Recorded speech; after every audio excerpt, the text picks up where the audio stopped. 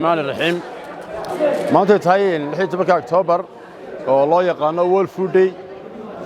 ayaa beeraleyda Soomaaliland ama iskaashatooyinka ama beeraleyda wax soo saarka ayaa waxay soo bandhigaan qof kasta wax qabadkiisii halkan aynu joognaa waa iskaashatada saa ku aragtaan bandhiga maalinta cuntada adduunka iyadoo salaxlaba metelisa salaxli 3 sano ka hor ama 2 sano ka hor siday ahayd iyo maanta siday aad buu kala fogtay waayahay halka laga soo bilaabo ودبي كايهاي إلا خمونتاس ووحصصار كون حياة ولما وحصصار كي بيروها قرماها وحويا وحكوشرة حوله النولاي سقنا معانيه واركتان سبقي واركتان حتى مقمدي واركتان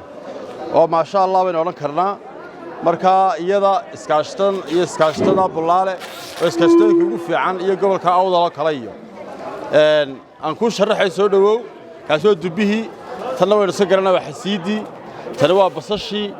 كاسو حوين برديخ يا ما حبحبكي halkan waxa igu jira basbaaski halka waxa igu jira Allah subhanahu geela kaasoo subagiisi halka kale waxa igu jira saytuunki ka garanaysan waa barbaroonigi taasina dabaatii rag isku raacay onti xoolaha loo jiray maxaa ninka wax iska celinaya habeenkii cabba ama cuna Allah subhanahu kan waa khiyaarki waa baalkiin dhaw fiicnaa tan waa limacaanti tan waa tamaandadii casayd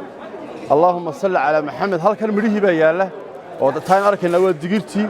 كاسوا جروجي كاسوا جليدي ولا على عدد هل كهو حقيقي كونها وحجة وخمونتي وي